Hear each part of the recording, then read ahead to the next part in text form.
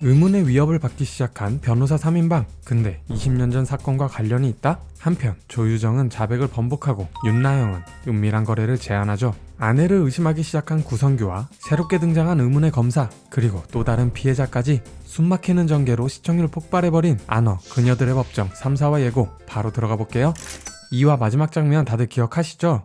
윤나영이 괴한의 습격을 받으면서 끝났잖아요. 지금까지 공개된 내용들을 종합해보면 윤나영은 과거에 성폭행을 당했던 것으로 보여요. 그래서 늘 그때 당했던 일에 대한 트라우마로 힘들어하는 모습을 보였는데, 이번에 괴한이 또다시 그 트라우마를 각인시키는 일을 벌인 거죠. 그렇다면 이 괴한은 누가 보낸 걸까요? 제 생각에는 거대한 성매매 카르텔인 커넥트인에서 보낸 인물일 가능성이 높아 보여요. 이전 화에서 강신재가 배우 강은석을 신문할 때 네 뒤에 누가 있냐면서 배우를 캐묻는 장면이 있었잖아요. 그때 강은석이 굉장히 당황하는 모습을 보였어요. 이걸 보면 강은석 뒤에는 더 큰 조직이 있다는 걸 알 수 있죠.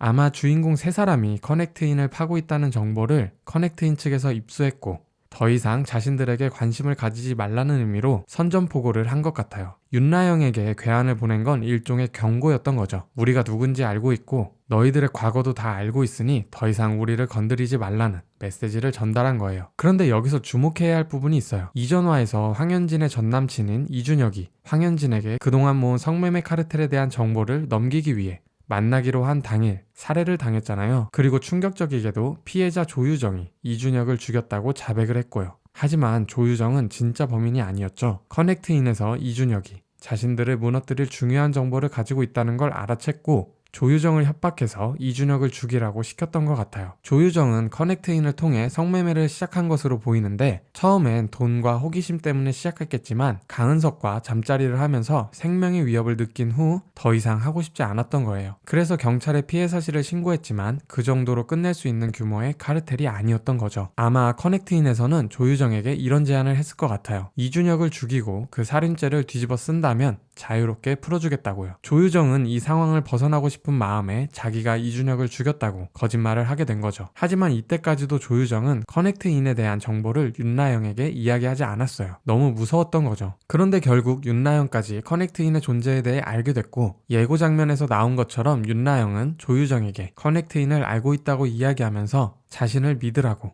너를 지켜주겠다는 말을 하게 될 거예요. 조유정은 윤나영의 진심 어린 설득에 마음이 움직였던 것 같아요. 그래서 결국 조유정은 윤나영을 믿고 가기로 선택하면서 자신이 죽인 게 아니라고 자백을 번복하는 것 같아요. 하지만 조유정은 곧 비참한 최후를 맞지 않을까 싶어요. 조유정이 진술을 번복했다는 사실을 알게 된 커넥트인에서 조유정을 제거하고 자살로 위장할 가능성이 높아 보이거든요. 커넥트인 입장에서는 조유정이 진실을 말하기 시작하면 자신들의 조직이 드러날 수도 있으니까 입을 막아버리는 게 가장 확실한 방법이잖아요. 그렇게 주인공 세 사람은 조유정을 지키지 못했다는 사실에 큰 자책감을 느끼게 될 거예요. 성범죄 피해자를 변호하고 지키는 게 LNJ의 존재 이유인데, 정작 자신들을 믿고 진실을 말하기로 결심한 조유정을 지키지 못했으니 얼마나 괴롭겠어요. 그런데 바로 그때 이선화의 연락을 받게 될 것 같아요. 이선화는 가출팸에 있던 당시에 알던 친구가 커넥트인을 하고 있다는 사실을 알려주게 되고, 그 아이의 연락처를 넘겨줄 거예요. 그리고 그 아이가 바로 한민서였던 거죠. 인물 소개를 보면 한민서는 어디로 보나 보통의 또래 아이들 같지만 사실 성착취를 당하고 있는 피해자예요. 부모의 학대를 견디다 못해 중학교 2학년 때 집을 나와 가출팸이라는 법의 사각지대에 놓이게 됐거든요.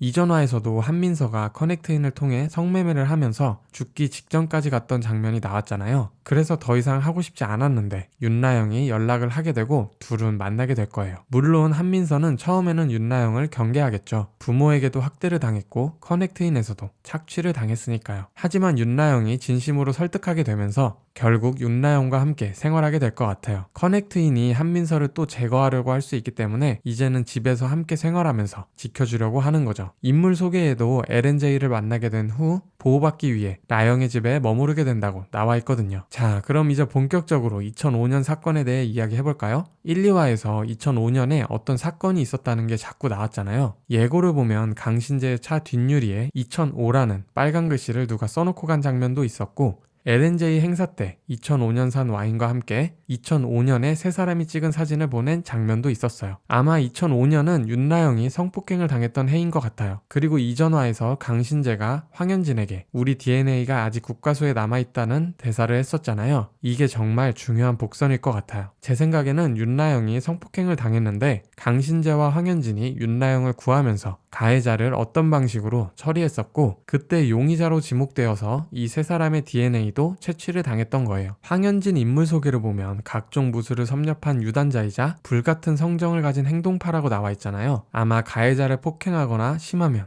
죽였을 수도 있어요. 하지만 강신재 엄마인 성태임의 권력 때문인지 어떤 이유로든 이 세 사람은 혐의를 벗게 된 것 같아요. 그런데 이걸 커넥트인에서 알아낸 것 같아요. 그 당시 세 사람이 연루된 범죄를 알고 있다는 식으로 협박을 하기 시작한 거죠. 그래서 강신재 차에 2005라는 글씨를 써놓고 윤나영에게는 괴한을 보내 과거 트라우마를 떠올리게 만들고 황현진에게도 길거리 테러를 한 것 같아요. 더 이상 자신들의 정체를 파지 말라는 경고인 거죠. 그리고 여기서 새로운 인물이 등장하죠. 바로 박재열이에요. 배우 서연우가 연기하는 박재열은 무진지검 형사부 검사인데 예고를 보면 박재열이 최초 신고자의 신원조회를 요청하는 장면이 나와요. 제 생각에는 박재열도 커넥트인에 종속되어 있는 관계가 아닐까 싶어요. 그래서 이준혁 사건을 조용히 덮기 위해 검토하던 중에 최초 신고자가 있었다는 걸 알게 되고 그 신고자에 대한 정보를 커넥트인에 넘기기 위해 신원조회를 요청한 거죠. 혹시나 최초 신고자가 조유정이 진범이 아니라는 걸 봤다는 증언이라도 하게 되면 커넥트인 입장에서는 골치 아파지게 될 테니까요. 박재열이 다음화부터 어떻게 행동할지 지켜보는 것도 중요한 관전 포인트가 될 것 같아요. 그리고 예고에서 정말 흥미로운 장면이 나왔죠. 윤나영이 법의관 홍현희를 만나 거래를 제안하는 장면이요. 홍현희는 결혼 초부터 남편의 집요한 폭력과 가스라이팅에 시달려온 알코올 중독 환자인데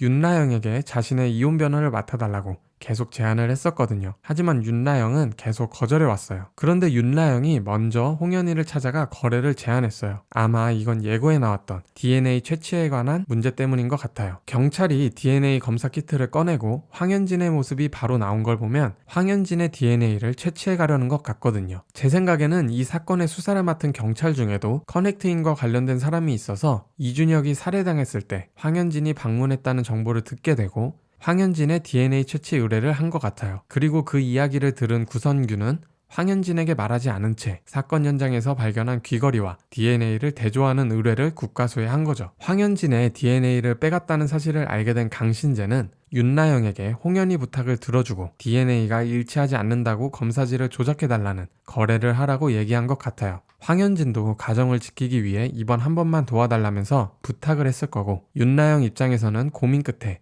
홍현희에게 그런 거래를 부탁하게 된 거죠. 그래서 예고 장면에서 검사 결과를 확인하러 온 구선규를 홍현희가 거절하는 듯한 모습을 보이는 장면이 나왔던 거예요. 하지만 여기서 중요한 건 구선규예요. 인물 소개를 보면 구선규는 현진의 남편이고 강력계 형사인데 현진이 당한 테러를 추적하다 20년 전 사건을 맞닥뜨리게 된다고 나와 있어요. 구선규는 그저 현진의 입을 통해 진실을 듣고 싶다고 하죠. 하지만 구선규는 우연히 황현진의 DNA 검사 결과를 확인하던 중에 20년 전 주인공 세 사람이 관련된 어떤 사건에 대해 알게 된 것 같아요. 국과수에 남아있던 2005년도 DNA 자료와 연결이 되는 거죠. 그러면서 황현진에게는 이야기하지 않고 그 사건을 파헤치기 시작하면서 구선규의 시선에서 20년 전 일이 드러나지 않을까 싶어요. 이게 정말 흥미로운 지점이에요. 구선규는 황현진을 사랑하는 남편이지만 동시에 정의감이 강한 형사예요. 파트너인 김승진과 함께 진실을 추적하게 될 텐데 그 진실이 자신의 아내와 관련되어 있다는 걸 알게 되면 얼마나 괴로울까요? 하지만 구선규는 그럼에도 불구하고 진실을 알고 싶어 할 거예요. 물론 황현진의 입을 통해 직접 듣고 싶어 하겠죠? 이 드라마의 가장 큰 매력은 바로 여기에 있는 것 같아요. 주인공은 무조건 선하다라는 기존의 클리셰를 깨고 주인공들이 선과 악의 경계에서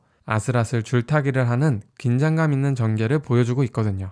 윤나영, 강신재, 황현진 세 사람은 분명 성범죄 피해자를 변호하고 지키는 정의로운 일을 하고 있어요. 하지만 동시에 20년 전 어떤 범죄에 연루되어 있고 그 비밀을 지키기 위해 DNA 조작까지 의뢰하는 모습을 보이죠. 그래서 시청자들이 주인공들의 모습을 양면적으로 보게 되고 이야기에 더 몰입하게 되는 것 같아요. 1, 2화에 워낙 많은 복선들이 나와서 앞으로 이 복선들을 하나씩 꿰부숴가는 폭풍 전개가 예상되는데요. 이후 백태주와 강신재의 파트너십도 어떻게 전개될지 궁금하고 성태임과 권중현이 이 사건에 어떻게 개입할지도 관심 포인트예요. 여러분들은 어떻게 생각하시나요? 댓글로 자유롭게 의견 남겨주시고요. 좋아요와 구독, 알림 설정하시면 고비디오 다음화 예측 빠르게 보실 수 있습니다. 그럼 저는 다음 영상으로 다시 돌아오겠습니다. 감사합니다.